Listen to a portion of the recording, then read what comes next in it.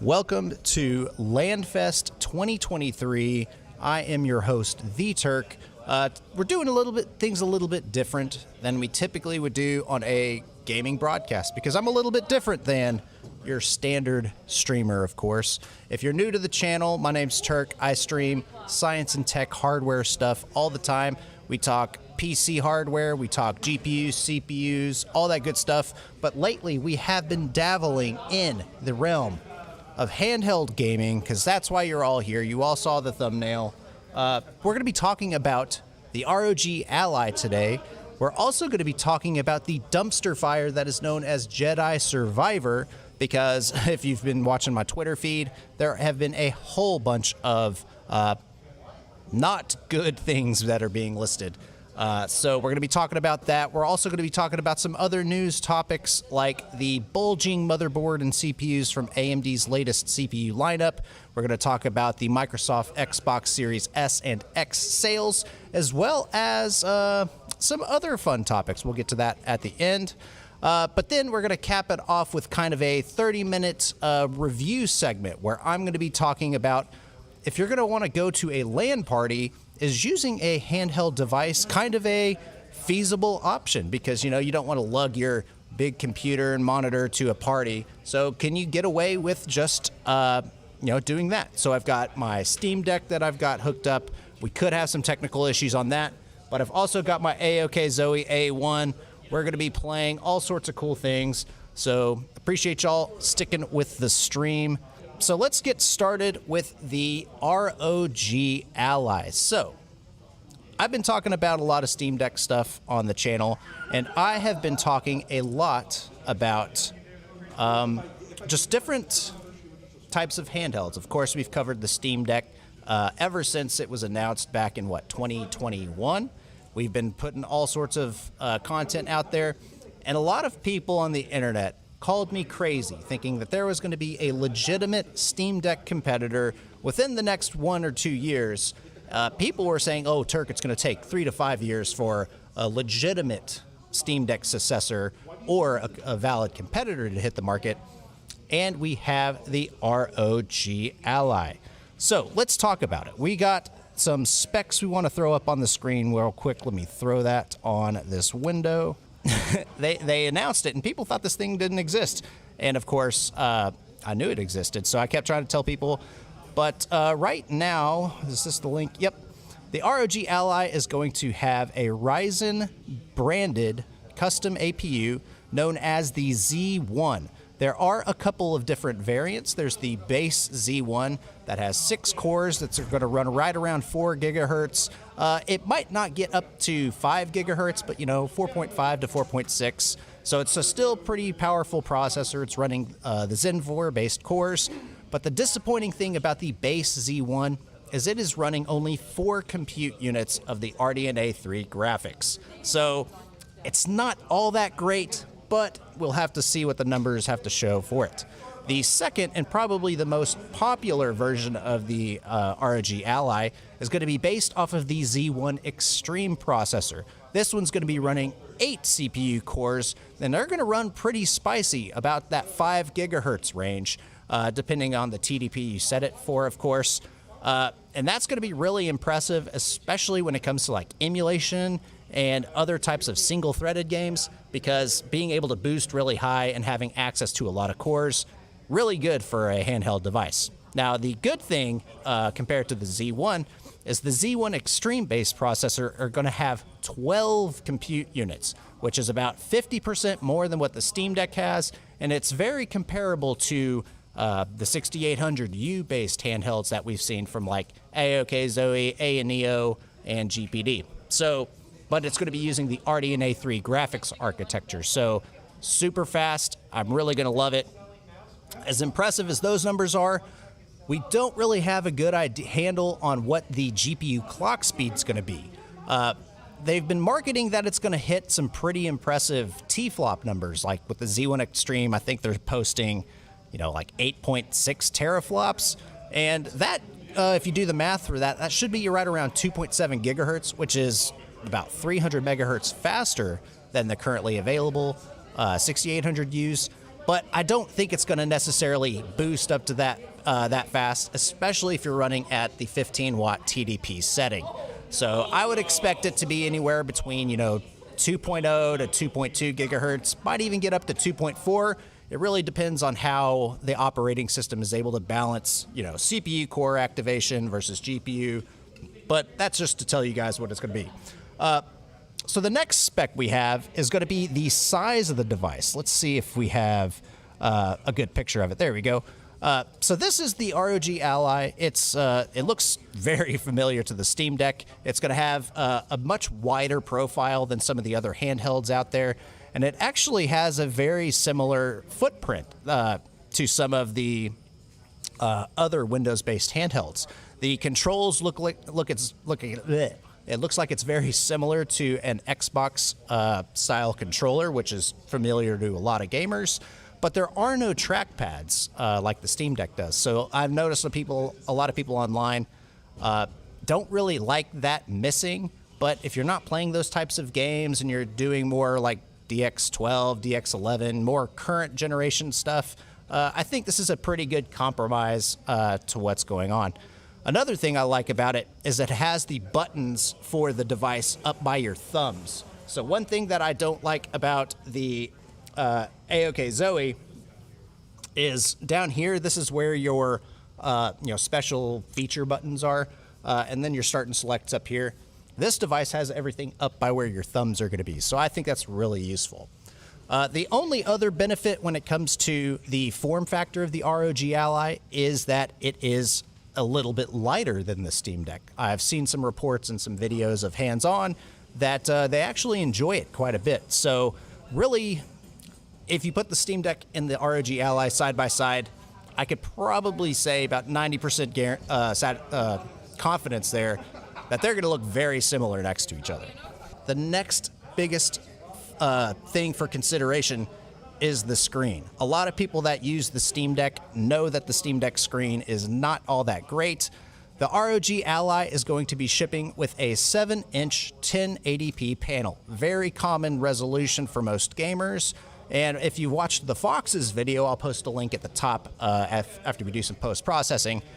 This screen is going to be a variable refresh rate screen up to 120 hertz. Now, I'm in Camp Phawx on this one.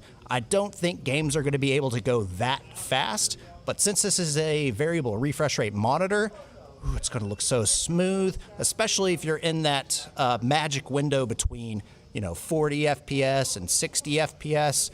Getting that smooth experience is going to be so nice. Of course, you're going to want to cap frame rates and all that stuff in order to conserve power. But I think that this screen alone, especially with how bright it is, I think they've guaranteed 100% RGB coverage. I think this is going to be a huge asset when it comes to the ROG Ally. So guys, let me know down in the comments if y'all think this was a good option of what type of monitor the ROG Ally could have used. Another thing, going back to the Phawx's video, this screen is rumored to be in portrait mode. Landscape mode. I always get confused. This is a huge thing because if it's in portrait mode, a lot of older games have a hard time, and one modern game specifically, Red Dead Redemption 2 in Vulkan, doesn't like that particular screen rotation. So this is going to be another big benefit to this device as opposed to some of the other devices, except for the GPD Win 4. I think that one has that one screen. The next one is the battery. Now, a lot of people have been reporting that we don't know the specs of the battery, but I think there's a couple of different outlets out there that have reported on the media day that it will have a 40 watt-hour battery, which I think, given the form factor of the device as well as kind of a cost-saving measure, 40 watt-hours seems to be pretty standard. And if you check out some of the videos on my channel, 40 watt-hours probably is going to give you about a little less than an hour and a half of gameplay, especially if you're running it at full bore at 15 watts. But as we didn't mention that earlier, you can configure the Z1 or Z1 Extreme to run between 15 and 30 watts. So at the baseline power setting of 15 watts, you should be able to get, an hour and a half of battery life full bore. But if you're going to 30 watts, this thing is not going to last probably less than an hour. So that's something to keep in mind if you're needing something that has more battery. Again, the AOK Zoe has a 64 watt-hour battery.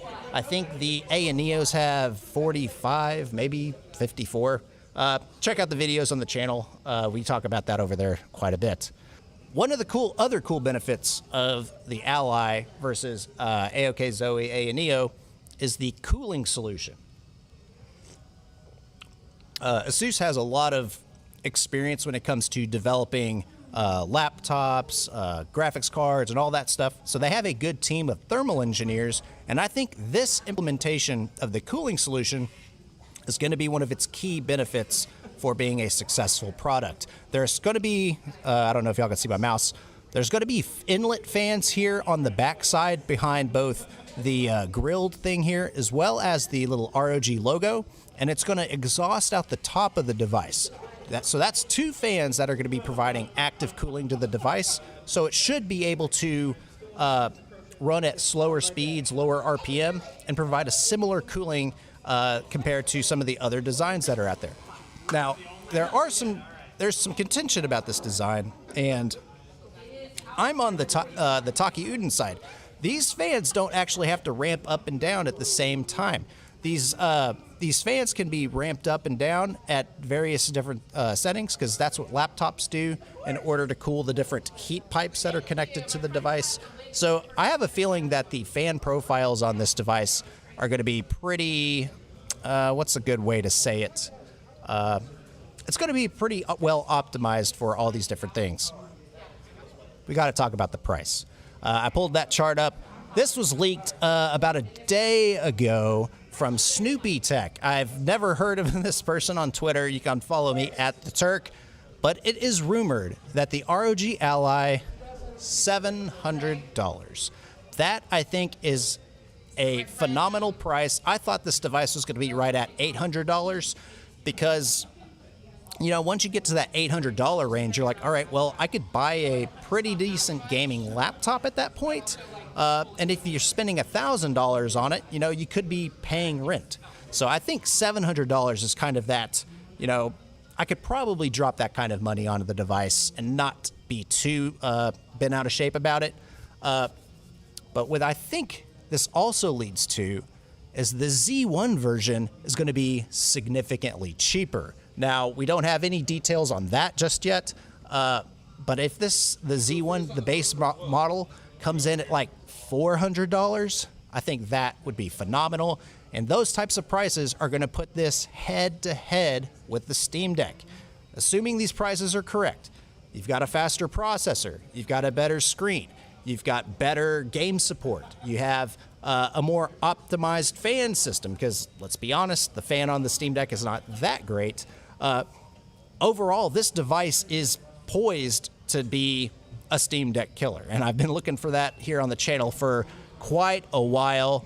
But this is just such a nice looking device. It's got that ROG buttons right there, front facing speakers. I think they got microphones. That's what those dots are.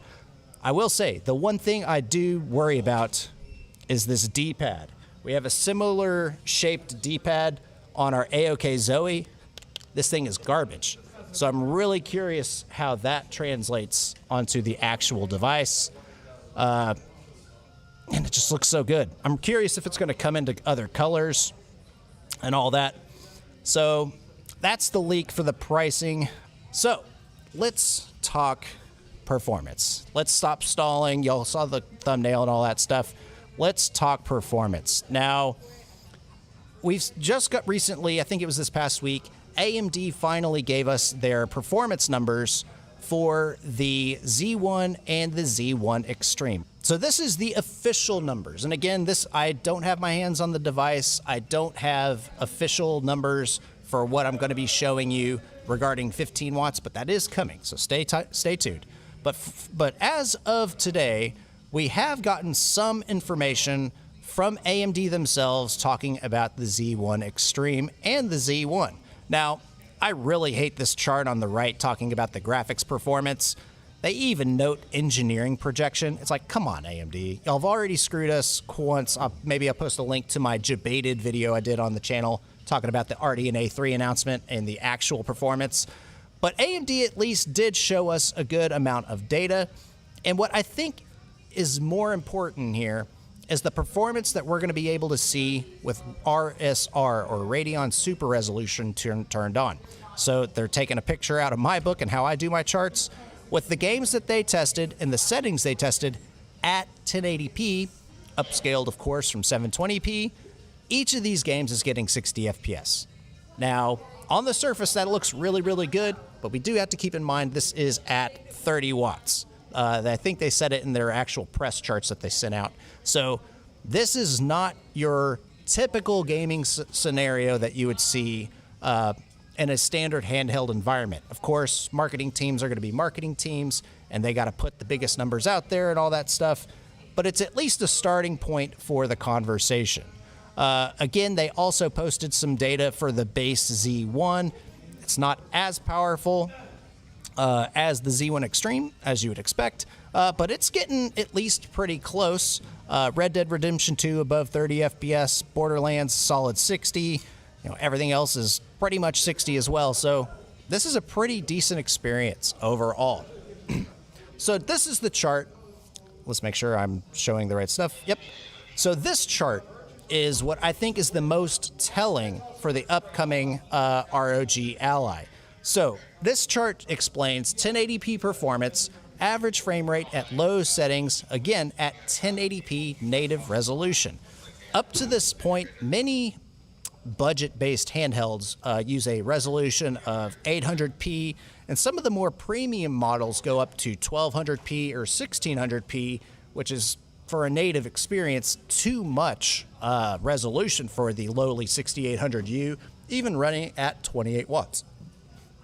But for the ROG Ally, since it's running a native 1080p, they're going to show you native numbers. So here we have in orange the Z1 Extreme, in red we have the Z1. And man, that Z1 is pretty rough. 25 FPS on Red Dead Redemption 2 at low quality settings. That's almost PlayStation 4 performance, not really quality levels. But CSGO is still pretty good. Grand Theft Auto is good. Forza Horizon 4, I thought this was a really interesting thing because, Forza Horizon 5 has been out for a while. Really good benchmark. Really good from a Windows marketing Game Pass perspective. So why did they use Forza Horizon 4? We'll get into that in just a little bit. Shadow of the Tomb Raider, this is going to be a key indicator of some of the deficiencies of older designs, but the potential that's going to be baked into the Z1. Far Cry, again, 34 FPS with the lower spec model, but almost 60 FPS with the Extreme. And the other two games are pretty good. So what I've done is I have taken this data and collected some supplement data as well in order to try and speculate what the Z1 is going to perform like and see if that kind of jives with the marketing material that Asus as well as AMD have been putting out at this point. Because we've heard the claim that at 30 watts, the Z1, or not the Z1, the ROG Ally is going to be 2 times as fast as a Steam Deck. And at 15 watts, it's going to be 50% faster than the Steam Deck. Now, if y'all are familiar with some of the handheld communities, those metrics don't line up a lot, and Phawx did a really good job on his video talking about, how unrealistic that performance number is. So I went ahead and did the digging, and I collected data for the Steam Deck for a couple of different games. I collected data on my AOK Zoe A1 here at both 15 watts and 30 watts. And if y'all are familiar with the channel, I love doing math and all that stuff. So I've actually gone and calculated some expected performance numbers. Now, there are some reports. I learned this morning. My charts have already been leaked to several different prominent Discords out there. I think it's gone by one of the retro gaming ones. I know it's on Taki Uden's Discord, as well as the ROG Ally Discord server. So now I get to give you guys context behind some of those values that have been presented online. The moment you've been waiting for, what y'all been waiting for this whole stream. Here we have the performance numbers for the Z1 Extreme at 30 watts, the Z1 at 30 watts. I have the 6800U at 15 and 28 watts, and I also have the Steam Deck. And I went ahead and also tested it at within Windows as well as Steam OS, because I've got a video coming up on Sunday. I think it drops 11 o'clock Central Standard Time, so make sure you check in for that video. But here we've got all of the different data set up, and I've normalized it all based on the Steam Deck. So here in blue, the darker blue, we have the Steam Deck at the Steam OS, and that's going to be 100% all the time, which is what you would expect. And at the 6800U at 15 watts, we get anywhere between 85% performance compared to the Steam Deck, all the way up to 119% the performance of the Steam Deck, which is already a really good performance for a standard laptop CPU already. So if you've got one of these types of handhelds, don't feel like you're left out because of the Z1. But here we have it all in comparison for the Z1s. So the one in red, the Z1 baseline, gets anywhere between 89 and 131% of the Steam Deck, which isn't all that great. It looks good, and if you just look at the numbers, it looks good. But keep in mind, this is at 30 watts. This is a scenario you would never run your ROG Ally at. So as much as we like the numbers, maybe it's good for like a docked mode, it's just not that impressive. But then we go and look at the Z1 Extreme, and Forza Horizon 4, told you we would get to that, we get up to that 200% performance improvement that they were claiming from their marketing slides, which I think means we're spot on the trail, guys, when it comes to expected performance. And I think this also validates why, the Phawx and I and some of the other handheld folks never really bought into that 2 times the performance claim that Asus puts out, because, wrong mouse, Borderlands only gets 47%, Far Cry 6 only gets 156%, and then we have Shadow of the Tomb Raider is 167%. So the big question is going to be, with that 30-watt metric, what is the real number going to be from the ROG Ally? I think that their marketing team is over-claiming the potential for the device, and I think that's pretty disingenuous when it comes to their customers and all that. So, let me know down in the comments your thoughts on that. I also got some data for comparing this against the Z1. This is kind of just a metric to kind of normalize your expectations for the device.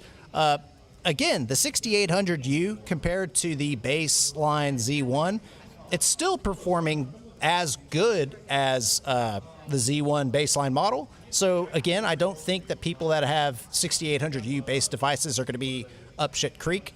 Again, this is all at 1080p, so I think it's a pretty decent experience. This is where we start to enter speculation territory. I wish I had a graphic on here, so big red letters, this is all speculated data. If you've seen this stuff on Reddit already, because it's been leaked, there is assumptions built into all of this stuff. So I'm warning you now, I did not measure this stuff on a physical device for the Z1, but I have run this by many other people in the community. We think these numbers make sense, and I think the way I got to these numbers are pretty sound. So take it for what it's worth, take it with a grain of salt, but I think this is going to be probably the baseline expectations that we should think from the ROG Ally Z1 Extreme as well as the baseline Z1. So let me drink some water real quick, because we're having a good time in the stream. Let's get into it. So in green, I'm trying to follow the same coloring patterns as before, but with a little bit of a nuance to the coloring scheme. So the dark colored lines are the fully watted parts. So these are going to be the maximum numbers that should be supported by the device.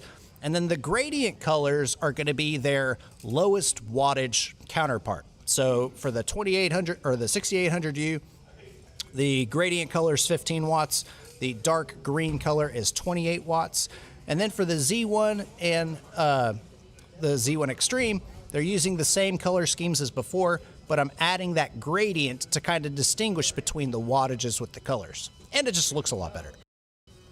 So what I did was I normalized all of this behind the 6800U at 15 watts, because that would be your specific wattage you would typically run with a handheld with a current generation device.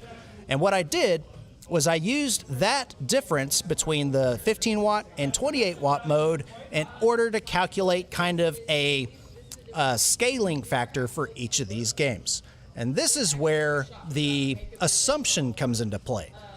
I don't know if AMD's Z1 or their Zen 4 plus RDNA 3 CPUs, APUs, will scale just as well as their older hardware, but I think it's at least a good foot in the door and a place to start with. And I applied that same 16, 15, 18, and 23% to these other designs. Added it into the raw metrics, which we will get to shortly, but this is kind of what we would expect to see between a 6800U based handheld versus a Z1 based handheld. So with Borderlands 3, we would expect about a 16% performance drop going with the baseline Z1 at 15 watts, but we should get about the same performance, and that kind of lines up with what we saw in the raw data as well with the 30 watt model. But this is where the Z1 Extreme, I really think, makes a really impressive performance.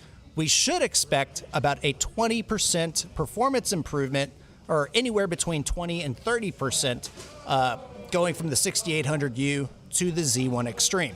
And that lines up with a lot of the expectations that the Phawx, sorry if I'm losing some of those creators' names, but this lines up with the expectations. I think Taki mentioned it in his video too, but we should expect to see between 20 to 30% performance improvement based on 6800U based handhelds. Far Cry 3, that's that 30% number, or Far Cry 6, Far Cry 3. That dates me a little bit. And then next is Forza Horizon 4. Again, remember, this is the one that has the 91% performance improvement to the Steam Deck. We should expect to see at least 35% here. And then Shadow the Tomb Raider. This might seem a little off, and you might think, Turk, you're full of shit. Why does your data look this good? You got to keep in mind, Shadow the Tomb Raider is a very CPU demanding game once you get past a certain GPU threshold. I think given the combination of RDNA 3 compute units coupled with the frequencies those are running at, and we're starting to get better efficiency from the Zen 4 cores, I really do think games in this sort of scenario are going to amp up and get even better. So that's the explanation of why those results are as high as they are. So I know that's a lot to soak in, but to sum that up real quick, I think the Z1 and the Z1 Extreme compared to previous laptop APUs lines up with what the marketing team has been advertising up to this point. It's not as good as what they've been marketing, but it's at least what we've been expecting and we've seen from some of the different RDNA 3 based GPUs that we've done an analysis on. Again, I've got some videos here on the channel. You can check that out. So instead of looking at the 6800U, let's look at the Steam Deck. So this is probably another one of those pictures you've seen floating around. I've normalized the data behind the Steam Deck. I'm not going to go into all the explanation, but we're seeing a 26 performance improvement with the Z1 Extreme with Borderlands 3, 36% performance improvement with Far Cry 6, a mighty 61% performance improvement with Forza Horizon 4, and Shadow of the Tomb Raider, again, we get the added benefit of the CPU clock speed boost as well as the GPU boost. So we do expect to see still some pretty impressive performance improvements compared to the Steam Deck.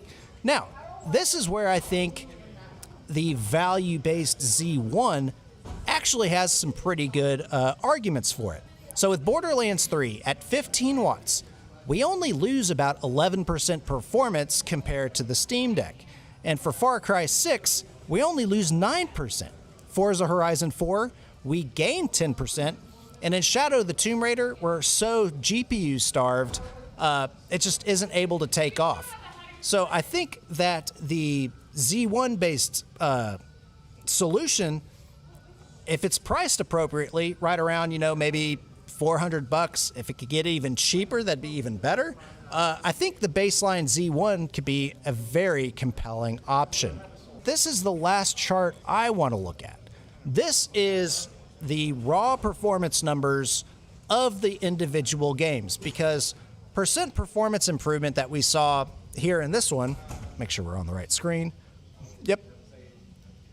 Percent performance improvement is good for like a relative discussion, but is the baseline Z1 72% slower than the Steam Deck? Is that a bad thing? Does that mean you shouldn't buy that device? Well, I went ahead and removed the relative aspects of it, and here we have just the raw performance numbers. And this is where I think the story becomes significantly more clear, and we can actually come with some baseline recommendations going forward. So here with Borderlands 3, the Steam Deck hits about 39 FPS in its native environment at 1080p, low quality settings. The baseline Z1 should be getting around 35 FPS. So it's not that much worse. It's not any better. And then the Z1 Extreme, it can almost get to that 60 FPS threshold. So it's like there's that window of, is it that much better? You have to kind of take that for, and put it in and chew on it yourself. Because right now, current generation handhelds, they're already really close to that type of performance level. So you'll have to take that consideration and chew on it a little bit and all that stuff. Far Cry 6, very similar story. Steam Deck already hits 33 FPS. The base Z1 gets around 30 to 34 FPS. I imagine those numbers might get a little bit better, but we don't know. We don't have our hands on the devices. But since AMD's already given us that 34 number, I don't know if it could get that much better. The Z1 Extreme, you should be able to get better 1% lows here, significantly better than the Steam Deck. So that's always a feather in the cap for that device. And then Forza Horizon 5, everything's already above 60 FPS, so do we really care? I think you'll have a better, more fluid experience with high frame rate games with the Z1-based device, just because you have that variable refresh rate monitor. It's going to be significantly better. It's going to be a lot less choppy, so I think it'll be a more fluid experience overall. And again, with Shadow of the Tomb Raider, we talked about how it's a CPU-limited benchmark to begin with. The Z1 Extreme, it flexes its muscles, baby. With the 12 compute units going around 2.2, 2.4 gigahertz, it's already able to get 60 FPS, and you can get a solid 60 out of it. And this is all at 1080p. So I really do think that the ROG Ally is going to be a solid device. And at the end of the day, it's always going to boil down to price. So just to put some final thoughts on the ROG Ally, I really do think it's going to be a superb handheld device. I love playing on different handheld devices. I've tested the Neo Geek. I've got the AOK Zoe. We've got the Steam Deck. I had some 1X players in the past. When it comes to high-end x86 handheld gaming, I think the Z1 and the Z1 Extreme-based ROG Ally are going to be a solid step towards a mobile gaming companion that you might be able to replace your desktop with, assuming you only play lower-end games at lower quality settings. It's something I've advocated for a long time. I love desktop APUs, and I think with this type of a mindset, we can finally start to replace some of the baseline beginner-level computing needs with devices like this. When it comes to the competitors, a lot of them are also coming out with Z1-based processors or the more standard 7840U, 7640U based CPU or APUs. So I think a lot of those devices, I think Neo has the Neo 2S. AOK Zoe's coming out with their A2 device, which is more of a like an Neo Air form factor, as well as their A1 Pro. I think those would be compelling devices as well. But at least for the AOK Zoe A1 Pro, that has the early bird price of $800, which is ridiculous. I would not recommend spending $800 on this guy. That's what I paid for this on early bird. And I wasn't really thrilled with the quality of the device or the company themselves. So I think having Asus creating this type of a device is going to be very beneficial for the handheld marketplace, and it's going to be a legitimate competitor to the Valve Steam Deck. So let me know, guys, what you think down in the comments below. I'll definitely make more videos as we get more information from Asus, some of the other creators. I might get some sneak peeks into information, you know.